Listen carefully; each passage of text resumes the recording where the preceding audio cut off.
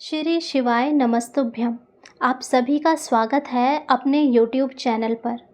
हमारा हिंदू धर्म ये सिर्फ एक धर्म नहीं बल्कि एक जीवन शैली है, एक संस्कृति है जो हमें प्रकृति के कण कण में, हर जीव में ईश्वर का वास देखना सिखाती है। ये वही धर्म है जहाँ हम नदियों को माँ मानते हैं, वृक्षों में देवता देखते हैं और यहाँ तक कि गाय और नाग जैसे जीवों को भी पूजते हैं। ये हमारी संस्कृति की विशालता ही है कि हम हिंसक समझने वाले नागों को भी देव तुल्य मानकर उनकी पूजा करते हैं। और आज मैं आपको इसी अद्भुत परंपरा से जुड़ी नाग पंचमी की एक बहुत ही पौराणिक और हृदय स्पर्शी कथा सुनाने जा रही हूँ। यह कहानी एक किसान और एक नागिन की है, जो हमें सिखाती है कि अनजाने में की गई गलती का क्या परिणाम हो सकता है और कैसे सच्ची भक्ति और पश्चाताप किसी भी बड़े से बड़े पाप को मिटा सकता है। और यदि कोई श्रद्धा से इस कथा को पूर्ण रूप से पूरा सुनता है और उसकी कुंडली में काल सर्प दोष होता है तो वो भी पूर्ण रूप से समाप्त हो जाते हैं। आइए शुरू करते हैं आज की कथा। बात बहुत पुरानी है। एक गांव में गोपाल नाम का एक मेहनती किसान रहता था। गोपाल बहुत सीधा साधा था। दिन रात अपने खेत में मेहनत करता, पसीना बहाता ताकि उसके परिवार का पेट भर सके। उसके लिए उसका खेत ही उसका जीवन था। सुबह होते ही वह अपने बैलों को लेकर खेत में पहुंच जाता और सूरज ढलने तक काम करता था। अब एक दिन, जैसा कि हर साल होता है, सावन का महीना आया। धरती पानी से तृप्त होकर और भी हरी भरी हो गई थी। गोपाल अपने खेत में रबी की फसल के लिए जुताई कर रहा था। वह अपने काम में इतना लीन था कि उसे आसपास की सुध ही नहीं थी। हल आगे बढ़ता जा रहा था, मिट्टी पलटती जा रही थी और अचानक एक अप्रिय घटना घटी। क्या घटी? अनजाने में उसके हल की धार एक नागों के बिल पर पड़ गई। उस बिल में एक नागिन अपने नन्हे मुन्ने बच्चों के साथ रह रही थी। हल के धार से उस नागिन के कई प्यारे बच्चे कुचल गए और वहीं तड़प तड़प कर उन्होंने दम तोड़ दिया। किसान को इस बात का भान तक नहीं हुआ। वह तो बस अपने काम में लगा रहा और अपने फसल के सपनों में खोया हुआ था। उधर जब नागिन अपने बच्चों के पास लौटी तो उसने देखा विनाश। उसके सारे बच्चे मृत पड़े हैं। उसका हृदय चित्कार हो उठा। उसका मातृत्व प्रेम क्षण भर में भयंकर प्रतिशोध में बदल गया।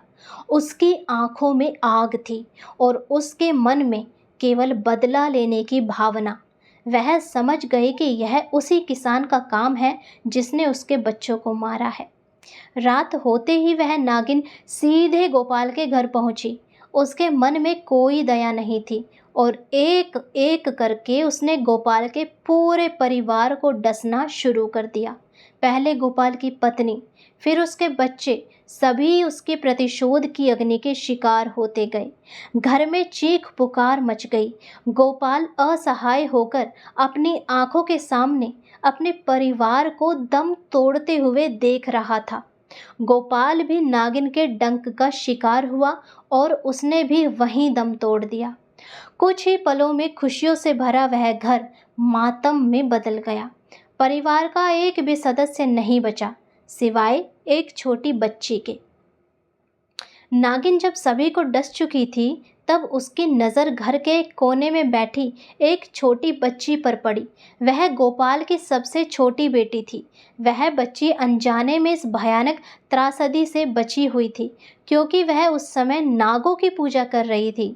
उसने एक छोटी सी वेदी बना रखी थी और उस पर दूध, लावा और फूल चढ़ाकर नाग देवता से प्रार्थना कर रही थी।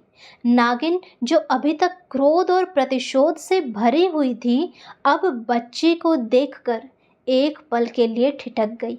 उसने देखा कि वह बच्ची निस्वार्थ भाव से नागों की पूजा कर रही है। उसकी आंखों में कोई भय नहीं था, केवल श्रद्धा और भक्ति थी। नागिन का क्रोध धीरे धीरे शांत होने लगा। उस बच्चे की मासूमियत और उसकी नाग भक्ति ने नागिन के कठोर हृदय को पिघला दिया। नागिन को अपनी करनी पर गहरा पछतावा हुआ।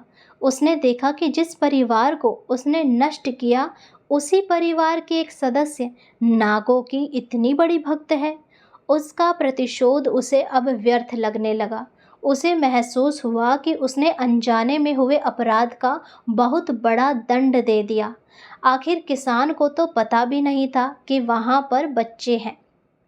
अब नागिन ने अपनी गलती का प्रायश्चित करने का फैसला किया। उसने अपनी शक्ति का प्रयोग किया। बच्ची की भक्ति और शुद्ध मन से प्रसन्न होकर उसने बच्ची को वरदान दिया।